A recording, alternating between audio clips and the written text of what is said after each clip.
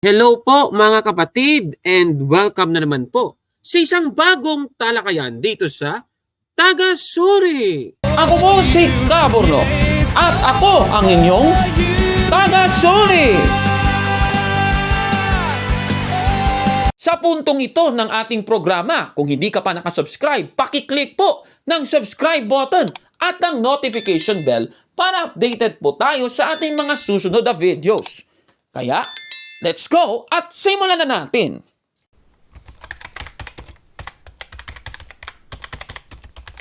At sa ating episode ngayon ay tatalakayin natin itong kumakalat na chismis. Nung isang taon pa nga itong chismis na to, hanggang ngayon ay ganon pa rin, ano? Paulit-ulit na nakakaumay, pero tatalakayin natin ito mga kapatid. Ito pong sinasabing one world religion daw na yan daw ay pakana ng Iglesia Katolika.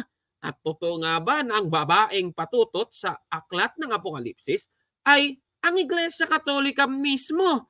O yan po ang ating tatalakayin kasama si kapatid na Gabriel de Guzman. Brother Gab, hello bro. Hello po, ayan, kapayapaan po ng Diyos ang parating sa atin. Ayun, natawa naman ako dun sa paulit-ulit. Sige nga, ano bang ating topic na yan? Okay, pero bago muna natin simulan kapatid na Gabriel, ay magdasal muna tayo. Sa pangalan ng Ama at ng Anak at ng Espiritu Santo. Amen. Sa ngalan ng Ama, at ng Anak, at ng Espiritu Santo. Amen. Ama namin, sumasalangit ka, sambahin ang ngalan mo, mapasa amin ang kaharian mo, sundin ang loob mo, dito sa lupa, para ng sa langit.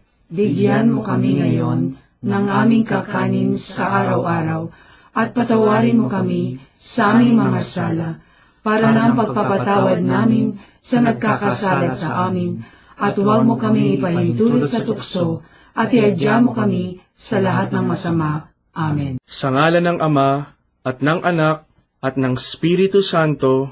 Amen. Amen! Ayan, ito na kapatid na Gabriel. Umpisahan muna natin sa iyo munang pag-promote kung saan mapapanood ang Karunungang Katoliko, kapatid na Gabriel. Yes po, ayan, inyo pong mapapanood yung mga recent videos ko po at mga future uploads ko po, ayan, sa Karunungang Katoliko YouTube channel, okay? And then sa Facebook naman po, you can follow Karunungang Katoliko TV FB page. Ayan. Oo, maraming salamat, Brother Gabriel. Para sa ating episode ngayon ay meron tayong dalawang video na panonoorin tungkol po sa sinasabing one world religion daw. Eh, ano ba itong mga chismis na ito? Galing sa, yung isa, galing sa sigurado ako, born again ito. At yung isa naman, kapatid na Gabriel, ay enabler ng MCGI, kapatid na Gabriel. Aba, enabler.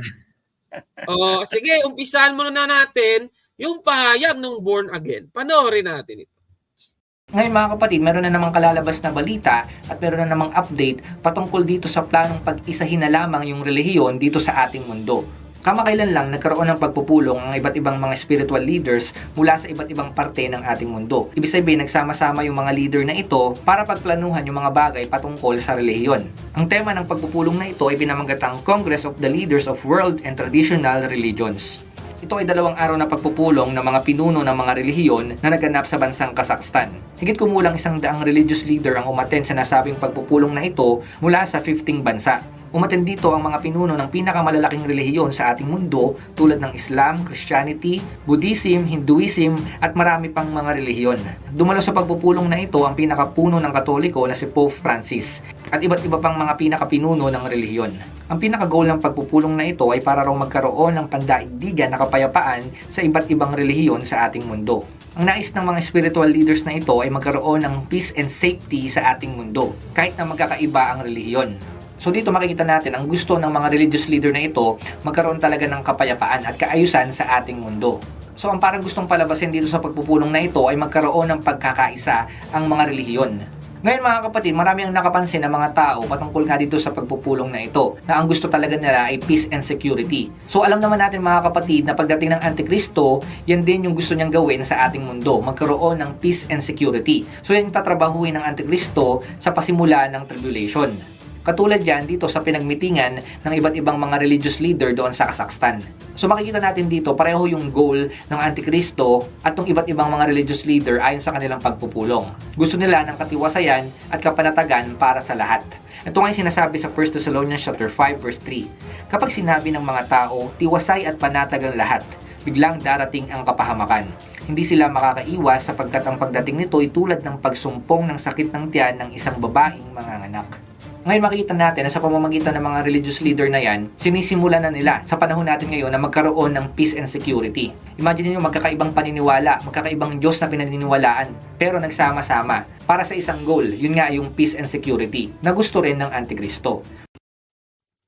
Ayun. So yan po ang pahayag ng vlogger sa YouTube na si Ian Akda, kapatid na Gabriel. O di ba? Sabi daw niya nagkaroon daw ng Congress, kapatid na Gabriel, yung mga religious leaders daw nagsama-sama sa Congress na yon para pagmitingan di umano yung one world religion. Aba, grabe naman yan at alam mo ba, Brother Gabriel, syempre, yung kaibigan mo, hindi rin magpapahuli sa chismis, kapatid na Gabriel. Sige nga. Sige nga. Sige nga. Panoorin na nga natin yung enabler ng MCGI na si SLTV. Panoorin natin ito. Kamakailan lamang po mga kapatid ay meron po tayong nabalitaan tungkol po sa pagtipon-tipon ng mga pangulo ng matataas na grupo ng relihiyon. Kamakailan lamang po nung nakaraang buwan sa September 14 hanggang 15, 2022, ngayong taon lamang po may naganap po na tinatawag na Congress of the Leaders of World and Traditional Religion. Na ito po mga kapatid ay ang pinag-uusapan po nila ay tungkol po doon sa pagkakaisa ng bawat relihiyon. Bagamat magkakakontra ang pananampalataya, pero sinusubukan po nilang ayusin ang kapayapaan sa bawat isa. At naganap po yung pagpulong-pulong doon po sa Kazakhstan. Kamakailan lamang po naganap. Ang tawag po doon sa lugar na yun ay the place of peace. At ang tawag nga nila doon sa building na kanilang mimitingan mga kaibigan ay Palace of Peace. Dito mga kapatid, kung mapapansin po ninyo, ay talagang sunod-sunod na po ang pagkalat ng mga balita tungkol po sa tinatawag na one world religion. Ayun, diba? Yung kaibigan mo, Brother Gabriel, nakisakay din sa chismis. Yan So yung one world religion daw. Oo. Ito nga sinasabi nilang Congress, kapatid na Gabriel, meron daw binubuo na isang relihiyon. At yung unang step daw, syempre yung Muslim or yung Islam at yung Katoliko na tinatawag daw nila na Krislam. Ayun. Ewan ko ba kung alam mo ba ito, kapatid na Gabriel? Or narinig mo na ito? Narinig ko na siya pero yan, Kabornok, para sa akin yung Krislam na yan. Hindi siya Catholic, hindi siya Islam, pero parang bukod pa siya. Yun yung pagkakaalam ko, bro. Hindi yung goal na pag-isahin yung dalawang relihiyon na magkaiba. Hindi. Bukod pa siya, ganun.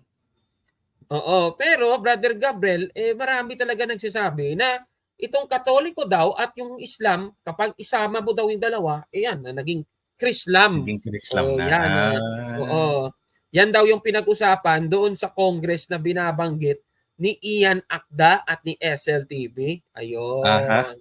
Oo. So yan ang ating tatalakayin muna sa pagkakataong ito. At yung binabanggit kanina, kapatid na Gabriel, na yung Congress, yung pangalan nun ay, yung kanilang ipinakita nila, nangyari yan noong September 14 to 15, 2022 itong Congress of the Leaders of World and Traditional Religions. Ayon. So yan ang pag-uusapan natin. Tanong, Brother Gabriel, totoo ba na sa nasabing Congress na yon pinag-usapan na yung pagbubuo ng One World Religion?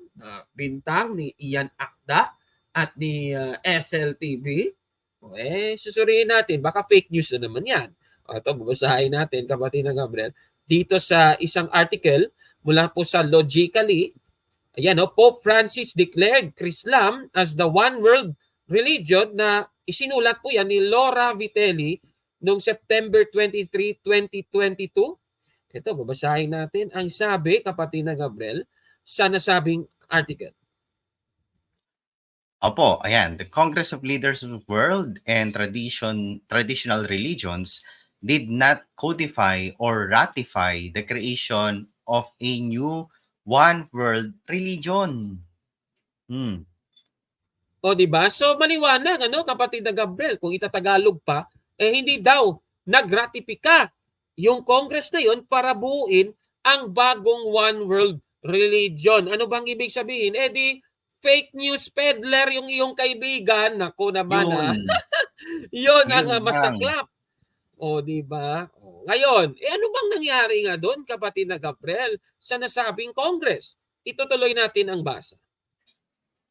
Opo, ayan ang Congress of Leaders of World and Traditional Religions ay isang inisyatiba na ipinakilala noong 2003 ng dating Pangulo ng Kazakhstan, Nursultan Nazarbayev.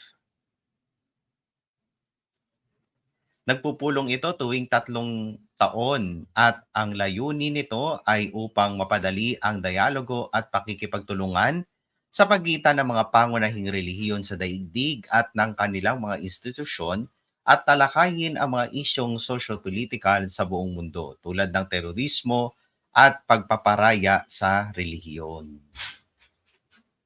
Mayroong 7 pagpupulong mula noong 2003. Walang kapangyarihan ng Kongreso na pagtibayin o i-codify ang anumang partikular na dokumento dahil hindi ito kumikilos bilang isang legislative body. Ayon, so maliwanag, kapatid na Gabriel, na matagal na pala itong nasabing pulong, hindi lang yung isang bagsakan, kaagad-agad binubuo na yung one world religion, kapatid na Gabriel. Hindi ganun yun. Iba yung layunin pala, kapatid na Gabriel.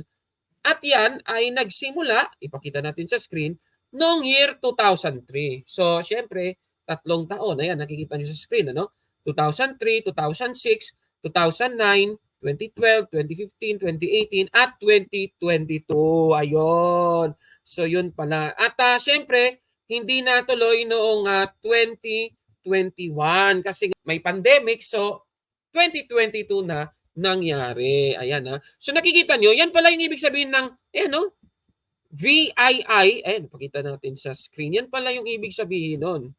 Ayan. So, ibig sabihin, pang-7 Congress of the Leaders of World and Traditional Religions. Ayun. So, mali pala itong bintang, kapatid na Gabriel, ni na SLTV. Nako At ito pa ang masaklap, Brother Gabriel. May binuo palang dokumento. Ano ba yung binuong dokumento sa nasabing Congress? Itutuloy natin ang basa, kapatid na Gabriel. Opo, ang dokumentong pinag-uusapan, ang Document on Human Fraternity, ay isang pinagsamang pahayag na nilagdaan ng Pope of the Catholic Church at ng Grand Imam ng Al-Azhar. Ang pahayag ay isang simbolikong kilos na naglalayong isulong ang pagtutulungan at paggalang sa isa't isa sa pagitan ng mga pangunahing paniniwala sa mundo ng Iglesia Katolika at Islam. At hindi sa anumang paraan ay nagmumungkahi na pagsasama ng dalawa. Ayun. So yan pala yung naging yung laman, Brother Gabriel, nung dokumento. Ayan. So ipapakita natin. Ayan, So yung hawak-hawak ng dalawang leader na yan, yung dokumento, kapatid na Gabriel. O di ba? So yan ba ay tungkol sa pagbubuo ng Islam? Di naman, kapatid na Gabriel. So napatunayan natin yan at mababasa natin dito sa inilabas na Vatican document din ito yun, no? Final Declaration of the Seventh Congress of Leaders of World and Traditional Religions na inilabas yan noong September 15, 2022. Ayan, kapatid na Gabriel, klarong-klaro. At yan ang sinasabi. Pakibasa ng nakasulat, kapatid na Gabriel. Opo, ayan. We note that pluralism in terms of differences in skin, color, gender, race, language, and culture are expressions of the wisdom of God in creation. Religious diversity is permitted by God, and therefore, any coercion to a particular religion and religious doctrine is unacceptable.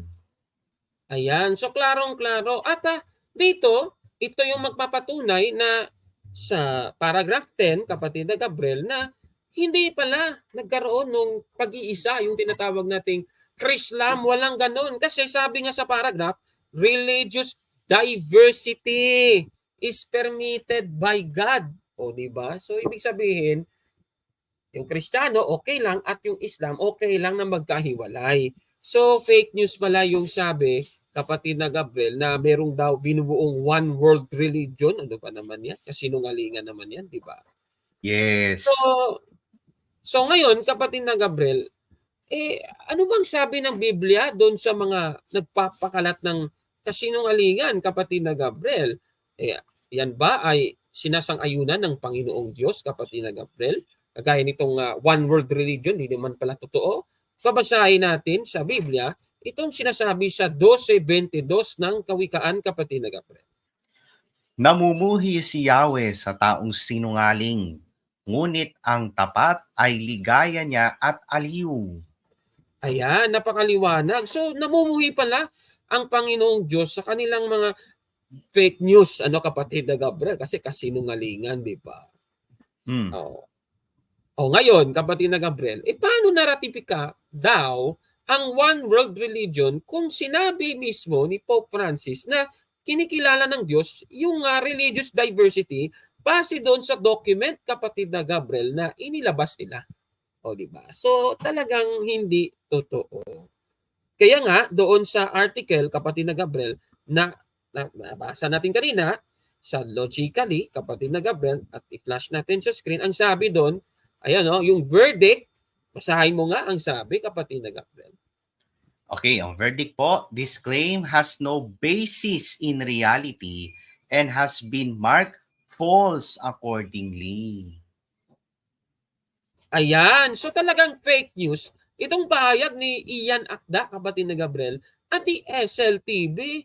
At sa kasalukuyan, ang video ni SLTV na ating napanood ay hindi mo na makikita sa YouTube. Binura niya kasi fake news. Binura niya. Okay. Oo, diba? Reaction mo muna dito sa una nating isiniwalat na kwento, kapatid na Gabriel. Mas gugustuhin ko pa yung gawain yung ginawa nila Pope Francis tsaka nung Grand Imam. Bakit? Kasi ang goal naman talaga para magkaroon nga naman ng kapayapaan between two different religions, no? Ma-establish pa rin yung respeto sa bawat isa. Kasi doon sa kanilang iglesia walang respeto, kaburnok eh. Anong dinadahilan ng mga walang yana yan? Bakit mo daw ire-respeto ang mali? Ang mali itatama. Ang problema sila ngayong mas mali pa, di ba? Pinagbibintangan tayong mali, sila naman talaga yung totoong mali. And how ironic, kaburnok. Yan enabler lang din naman. Di naman din yan totoong MCGI. May sarili pang iglesia yang si SLTV. Sino ngayon ng tama? Yung MCGI o siya? Balimbing palalabas niya. Galing siya dun sa iglesia niya, tapos yung aral na pinapaangaral niya, galing kay Soriano na MCGI, na hindi kaanim ng iglesia niya. Sila kasi walang respetuhan Panay atake sa ibang relihiyon. At least tayo sa Iglesia Katolika tsaka dun sa sa Islam, bukod pa sa meron tayong yung alam mo yon, yung pagkakaiba, merong hangga't maaari gumagawa tayo ng paraan para magkaroon ng paggalang sa paniniwala ng iba. And I agree with that na ang Diyos naman nagpahintulot ng diversity sa religion kaburnok Kasi unang-una sa lahat, kung hindi siya nagpahintulot, dapat walang Christianism ngayon. Si Kristo nga nagtatag ng bagong relihiyon, which is yung Kristyanismo. Ang nung araw lang naman Judaismo naman yung nangunguna sa lahat hanggang ngayon nandiyan pa rin yung Judaism. Yung Christianism nandiyan pa rin. At ngayon nandiyan na nga yung Islam. Ang tagal-tagal na nang nag-e-exist nung tatlong 'yon. Samantalang itong mga nagbibintang sa ating ng mga kasinungalingan, kamakailan lang sumulpot, ang lakas pa ng loob.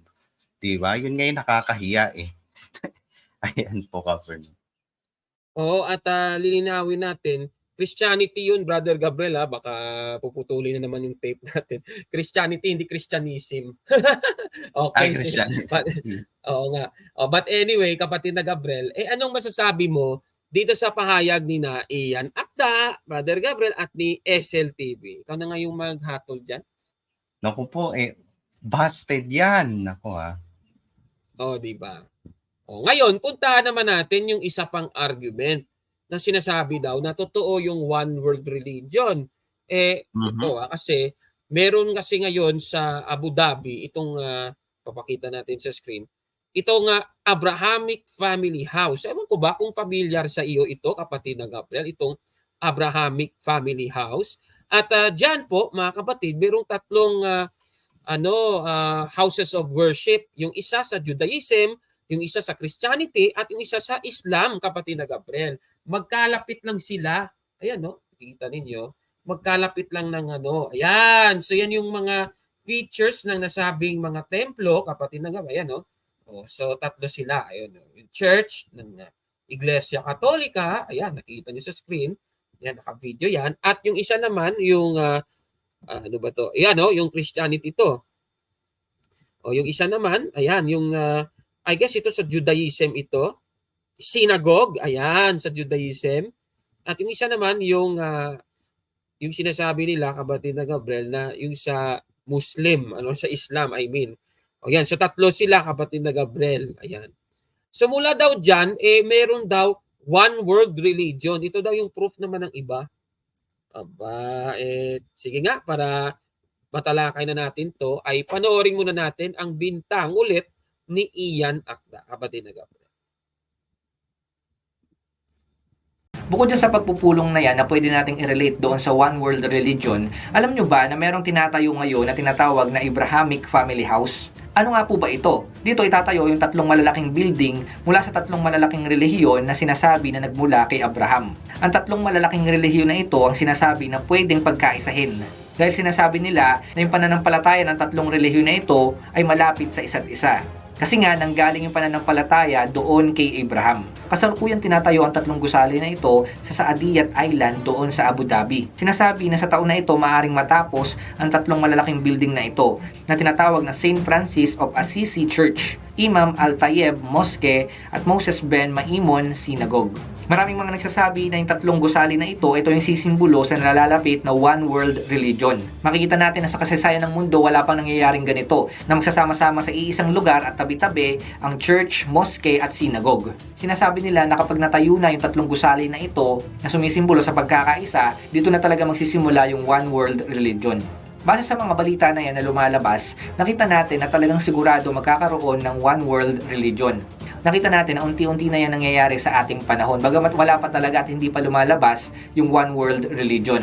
Hindi malabo mga kapatid na magkaroon na lang talaga ng iisang relihiyon yung ating mundo. Bagamat sinasabi ng iba, malabo mangyari yon. Kasi nga iba't iba yung mga pananaw natin. Iba't iba yung mga pinaniniwalaan natin. Siyempre yung iba't ibang mga religion, hindi magpapatalo yan. Talagang hindi pwede mangyari yung iisa na lang yung relihiyon. Pero mga kapatid, posible na po yan base sa mga nakikita natin ngayon. Ayan, diba? So yan ang pahayag sa vlog ni Ian Akda, kapatid na Gabriel. At sinasabi niya na dahil daw doon sa Abrahamic Family House, kapatid na Gabriel, meron daw one world religion. Grabe naman itong bintang. Yan po ay syempre natuloy at open na yan, kapatid na Gabriel. Noong 2022 pa, open na yan. So, talagang pinagkakaguluhan yan, kapatid na Gabriel, at ginagawan pa ng mga ganyang balita. Oo, merong ganon. Reaction mo muna doon sa pahayag niya, kapatid na Gabriel, na yan daw talagang Siya na mismo yung nagsasabi, di ba, Kaburnok? Ilang beses niya sinabi, marami pong nagsasabi, marami pong sabi-sabi. Puro mga sabi-sabi yung pinagbatayan niya, Kaburnok. Puro mga sabi-sabi.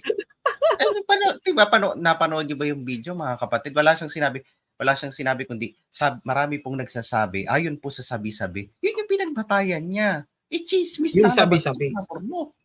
Diba? Oo. Chismis yun. Dapat pa, kung maglalagay ka man lang ng ibase na lang natin sa fact. Sana at least nag-source man siya o nag-cite man lang ng document. Ano ba purpose? Bakit ginawa yun? Instead na siya sabi-sabi. Baka yung pinagbabatayan niya ng sabi-sabi na yan, kapwa niya, ka-churchmate niya lang din eh. Diba? Oh. Tsaka I beg to disagree dun sa dahil sa yung tawag doon yung magkakatabi lang magkakaisa na. Paano yung nadaluhan ko noon na born again church? Lakad ka lang ng konti, as in literal na konti lang lalakarin mo, halos tatawid ka lang. Katapat na kagad doon simbahang Katolika. O magkaisa na ba yung dalawa na yon? I beg to disagree, Kaburnok. Walang tinatayo. So ang what I mean, walang tinatayo na as in one world religion o magkaisang religion kagad.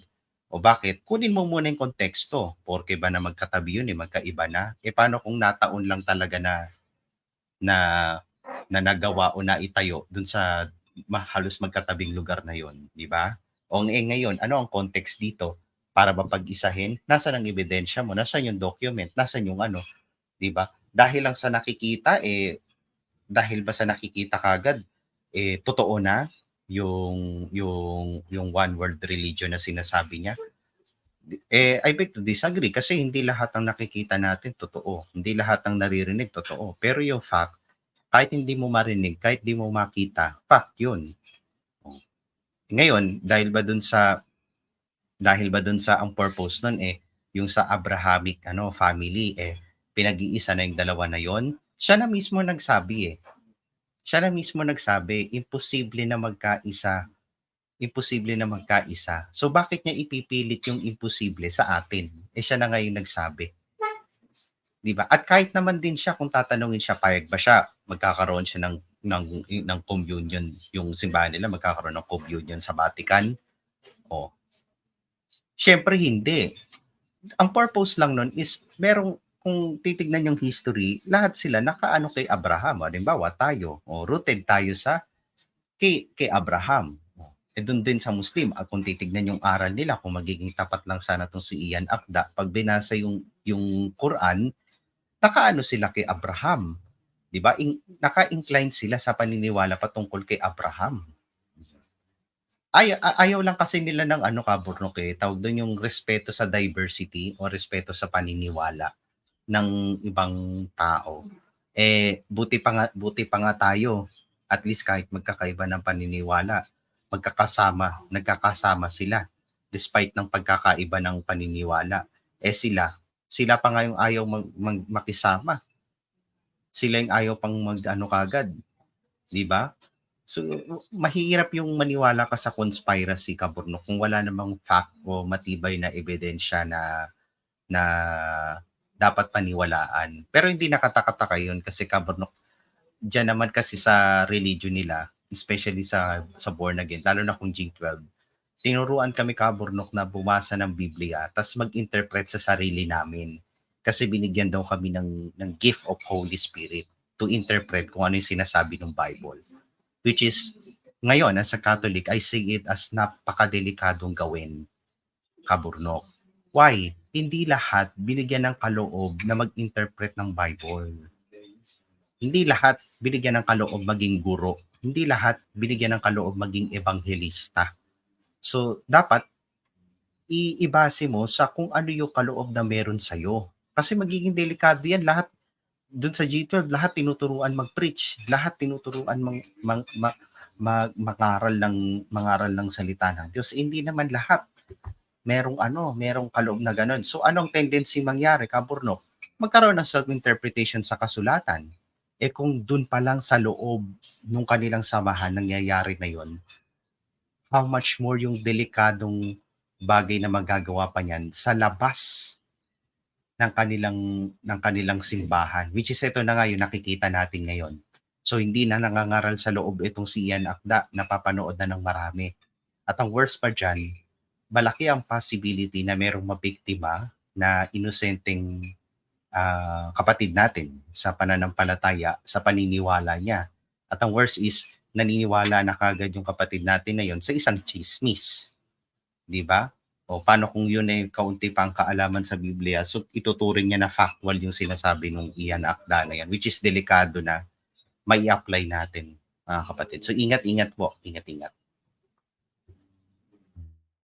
Ayan, oo. So ngayon, Brother Gabriel, titingnan natin yung details nitong Abrahamic Family House, ha? Okay, sige. Ayan, so ito pala ay na-construct sa Saadiyat Island sa Abu Dhabi, kapatid na Gabriel. Ayan, ha. At yung Abrahamic Family House ay yung design ay galing kay architect Sir David Adjaye. Ayun. So siya po, mga kapatid, ay 2021 Royal Gold Medal awardee sa architecture. Ayan. At itutuloy natin. Basahin mo nga to, kapatid na Gabriel. Okay po, so ito po ang nakasulat. Ang mga pangalan ng tatlong magkakahiwalay na iconic na bahay ng pagsamba sa Abrahamic Family House Complex ay opisyal na inihayag bilang Imam Al-Tayeb Mosque, St. Francis Church at Moses Ben Maimon Synagogue. Si Moses Ben Maimon ay isang prolific at maimpluwensyang Sephardic Jewish philosopher ng Middle Ages. Ayan, so ito yun, kapatid na Gabriel, yung tatlong bahay-sambahan, yung Imam Al-Tayeb Mosque para sa mga Islam, sa Islam, yung St. Francis Church ng Iglesia Katolika, at yung Moses Ben Maimon Synagogue, kapatid na Gabriel, para sa mga Hudyo. Ayan. Pero kung tatlo sila, malapit sa isa't isa, automatic, meron ng one world religion. O, di ba? So, mukhang mali naman ata yan. Di ba, Brother Gabriel? Naalala ko yung kwento mo kanina, magkalapit kayo ng mga simbahan, iba't ibang simbahan, pero di naman nagkakaisa, di ba? Ganun yun. Meron ngang inilabas na document, kapatid na Gabriel, dito po sa, ito ay pakita lang natin sa screen, itong mula sa Higher Committee of Human Fraternity, kung ano itong Abrahamic Family House. Yan po pala ay produkto ng Congress, kapatid na Gabriel, na binuo, kapatid na Gabriel, na tinalakay natin kanina.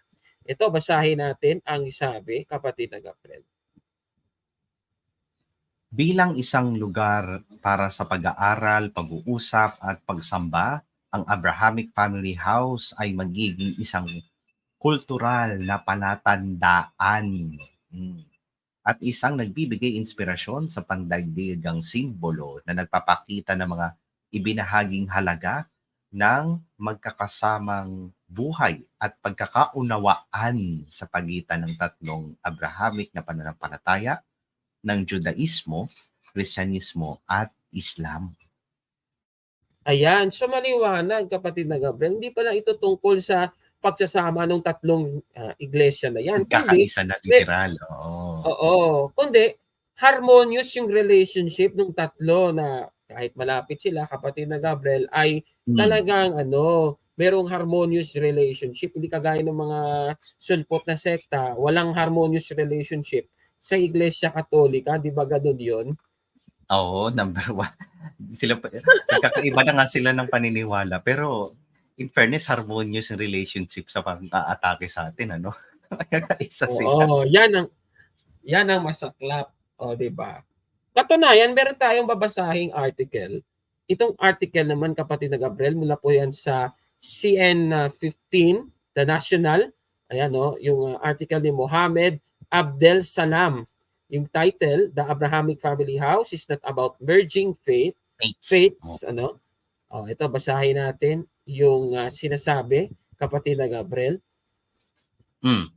Ang dakilang imam ng Al-Azhar ay sumagot kamakailan sa mga kritiko nang sabihin niya, yaong mga maling naglalarawan sa interfaith fraternity bilang paghahalo ng Judaismo, Kristyanismo at Islam sa isang relihiyong Abrahamiko ay lumalabag sa pinakamahalagang karapatang tinataglay ng sangkatauhan, which is yung kalayaan sa paniniwala. Ayun. So, ibig sabihin, yung pinupush pala nila, kapatid na Gabriel, yung religious diversity, hindi yung one world religion. Diba? So, talagang mali, kapatid na Gabriel. O, diba? Yes. O, parang ganito, no? Halimbawa, yan, no? O, sa Jerusalem yan. Malapit sa isa't isa, yung Evangelical Church, yung Lutheran Church, at yung Islam na simbahan, yung isang mosque dyan. Tanong, naging isa na ba yung tatlong yan, kapatid na Gabriel? Ay, hindi po. O, hindi. So, hindi po nagkaroon ng one world religion dahil dyan. Kaya mali yung chismis lang, kapatid na Gabriel, di ba? Mm. O, ano yung tahatol mo dito kay Ian Akda, kapatid na Gabriel, na sinasabi yung Abrahamic Family House daw ay sumisimbolo sa one world religion. Ano masasabi mo dito? Naku po, busted yan. O, di ba? So, talagang kasinungalingan na naman yan, mga kapatid. Di ba? O, ngayon, kapatid na Gabriel, saan ba nanggaling itong sinasabi nila na one world religion at saka yung Krislam? Ayan, saan ba nanggaling yan? Alam mo ba, Brother Gabriel, nanggaling yan sa aklat ni G.K. Chesterton na The Flying In. Isa pa lang nobela ito, kapatid na Gabriel. At Nobela. ipapakita, novel ito, no? Ipakita lang natin sa screen yung sinasabi, ha? O, ito pala yung isinulat ni Gilbert Keith Chesterton, kapatid na Gabriel, sa page 45. Ang sabi, pakibasa, kapatid na Gabriel. Okay po, ayan So, yung naka-highlight na lang po, no? That the time had come for a full unity between Christianity and Islam. Oo, at ang tawag daw, Krislam. Ayun. Ayun. Oh, yan nasa baba, Something called Krislam, perhaps. Ayun. So, diyan pala nanggaling itong sinasabing, ayan, Krislam. Ayun. Diyan pala Ayun. nanggaling. Chismis pala galing sa nobela. Diba? So, ganun yun. Naku po, sineryoso yung fiction novel, ano? Ay, Bira nako. naman, no? Oo, yan ang masaklap sa kanila. Siniseryoso nila kasi. Ngayon, kapatid na Gabriel, ito naman ang susunod nating tanong.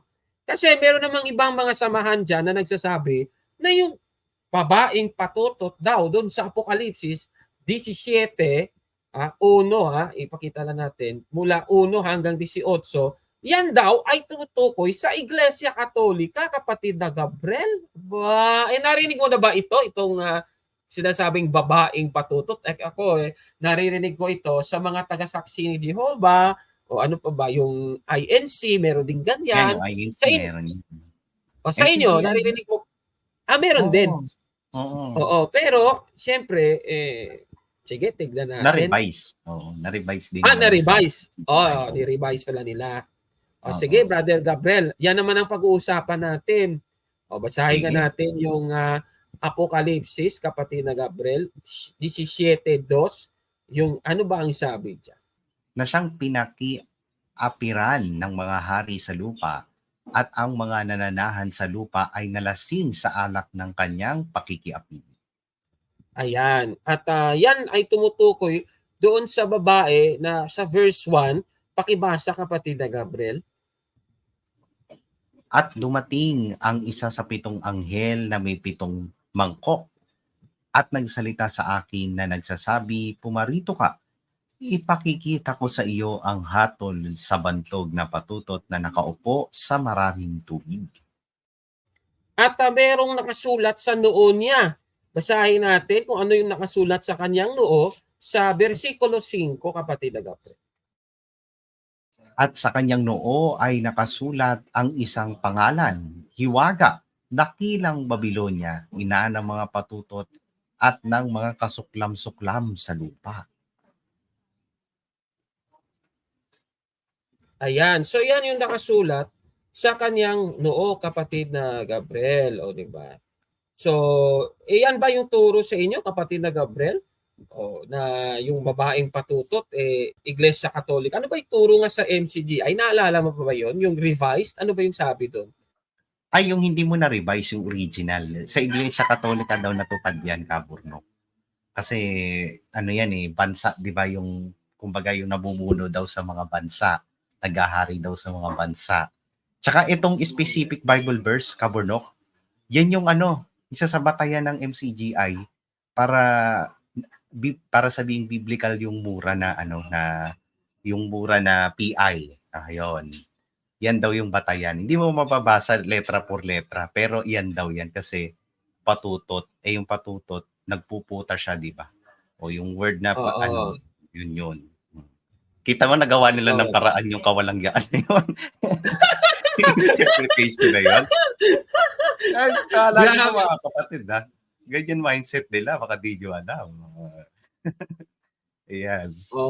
Di ba? Ngayon, patutunayan natin na hindi maaari na Iglesia Katolika yung tinutukoy, kapatid na Gabriel. Okay. Paano ba natin mapapatunayan yan, kapatid na Gabriel? Ito, basahin natin itong nasa Apokalipsis 17:18. Ibababa na natin sa 18. Ano ba ang description ng ng sinasabing ito? Basahin natin, kapatid na Gabriel. At ang babae na iyong nakita ay ang dakilang bayan na naghahari sa mga hari sa lupa. Yan yung sinasabi ko, Kaburno, kanina. Oo, yan. Ngayon, tanong, kapatid na Gabriel, ang lungsod ba ng Vatican na kung saan makikita yung headquarters ng Iglesia Katolika, may kapangyarihan ba yan sa mga hari sa lupa, kapatid na Gabriel? Yan ang tanong, kapatid na Gabriel. Kung Vatican City man o Iglesia Katolika ito, sana, kapatid na Gabriel, matagal na yung Vatican City bilang isang separate na lungsod. Hindi po ganun, kapatid na Gabriel, ang nangyari kasi bago lang yung Vatican City na naging lungsod. Naging lungsod po yan noong 1929. Ayan, nakikita niyo sa screen, diba? Diba? So paano naging Iglesia Katolika yan? So hindi po sa Iglesia Katolika o sa Vatican o sa Roma natupad itong nasabing Apokalipsis 17 na ito. Mali yan. Diba? Ay, nako. So, Brother Gabriel, at least dyan pa lang automatic debunk na, no? So, yan lang pala yung paraan diba? So, ganun po yun, alam mo ba, Brother Gabriel, yung nagsalita kanina na si SLTV at si Ian Akda, born again, yung isa naman, MCGI, fanatic at enabler, ano bang common sa kanila, kapatid na Gabriel? Siyempre, nagkakaisa sila sa paninira sa Iglesia Katolika. Diba? Yun ang tunay na one world religion. Yung mga relihiyon na nagkakaisa para siraan ang Iglesia Katolika. Yan ang katotohanan. Doon sila harmonious no? Katunayan, kapatid na Gabriel, inamin mo yan, Mr. Soriano. Ito, panoorin natin. Born again daw at MCGI, nagkakaisa daw sila. Para ito nga. Born again movement dahil katulong ko sila na nagpapaliwanag na masama ang sumamba sa mga Diyos-Diyosa na ginawa ng kamay. That is my only consolation with these born again people. Diba? That is their consolation daw sa mga tao. Diba? Kita mo? Palakpakan sila at ipapalabas, sumasamba sa Diyos-Diyosan. Siyempre, sino ba yung pinapatarget nila? Katoliko yun. Hindi naman totoo yun diba? Yun nga. So, nagkakaisa daw sila. Diba? Obvious na. Huli sa bibig. Ganun po yun, mga kapatid. So, sabi nga ng Biblia, kapatid na Gabriel, talagang kinamumuhian at kinasusuklaman ng Panginoon ang mga sinungaling, kapatid na Gabriel. Diba? Basahin muna natin ang isang talata sa Biblia dito sa Kawikaan 6:16, kapatid na Gabriel. Basahin natin ang sinasabi. May 6 na bagay na ipinagtatanim ng Panginoon. 7 na mga kasuklam-suklam sa Kanya. Ano ba itong kasuklam-suklam, kapatid na Gabriel? Yan ang ating titignan. Basahin natin, kapatid na Gabriel, sa versikulo 19. sinungaling na saksi na nagsasalita ng kabulaanan at ang naghahasik ng pagtatalo sa gitna ng magkakapatid. Ayun. O, di ba? Dalawa yan. Double dead kaagad, kapatid na Gabriel. Yung nagpapakalat ng one world religion daw, yung Iglesia Katolika daw. Di ba ang layo naman? Di ba? Ay, nako. So talagang mga sinungaling na saksi ay kinasusuklaman ng Panginoon, sabi sa Biblia. Di ba? So, Brother Gabriel, bago muna natin tapusin ang programa, ano ba yung masasabi mo in conclusion dito sa ating mga tinalakay sa episode na ito? Lalong tumibay, Kapurnok, yung stand natin na totoo talaga na yung mga Protestants, especially yung sa MCG, ayan kasama na din yung iglesia ni SLTB, magkakakontra yan ng aral. Yun yung sigurado ako, Kapurnok. Pero magkakaisa, no? Harmonious yung relationship nila sa pag-atake sa Iglesia Katolika. O harmonious yung relationship nila na 666 yung sa Vatican o sa Pope, o harmonious yung relationship nila na tayo daw mananampa sa Diyos-Diyosan, o harmonious yung relationship nila na o sino susundin mo, si Kristo o yung Papa mo sa Roma. Yan, ganun sila, Kapurnok magkakaisa. O dun sila talaga naging one world. Iisang world nila sa pag-aatake ng Iglesia Katolika. But still, lie lang naman yung yung mga pinapakalat nila, no? Sa mga sandakot na kasinungalingan na pang-atake sa ating Santong Papa, no? At syempre, iisa lang din naman ang goal nila sa puntong to, Kapurnok. Yung makasakaling makabiktima ng mga Katoliko na possible na maging prospect sa kanilang negosyo, maging member nila, at syempre gawing isa sa mga pagkukuhanan ng pera para sa kanilang mga pastor o sa mga yun yung obvious na nangyayari, Kapurnok baka sakaling makabiktima ng mga Katoliko na magiging anti-Katoliko. O yun. Pero wag naman sanang mabiktima kayo, mga nanonood dito kay Kapurnok sa Factmasters PH. Oo nga, at yan nga ang layunin ng ating programa para imulat ang inyong mga isip tungkol nga sa mga Amen. kasinungalingang ito, di ba? Yung Amen. kasinungalingan na sinasabi nila laban sa Iglesia Katolika. O, di ba? Okay, so yan po ang ating episode ngayon. Ano pong masasabi niyo? Paki-comment po sa baba, mga kapatid. At kung like mo ang video na ito, paki-smash ng like button at mag-subscribe sa ating YouTube channel, Factbusters PH. Kaya huwag maniwala sa sabi-sabi. I-check mo na kung fact nga talaga. Hanggang sa susunod na episode, kasama si kapatid na Gabriel de Guzman. Ako po si Kabon. At kami ang inyong taga-suri. O, di ba, Brother Gabriel? At least, pagdating sa Iglesia Katolika, nagkakaisa sila sa paninira nila. No? Sisiraan talaga nila. O, gagawa sila ng kasinungalingan. O, sila yung one world religion. Di ba? Ganun yun. Yan ang totoo niyan. O, di ba? O, sige na. Bye-bye na, Brother Gabriel. Maraming salamat, bro.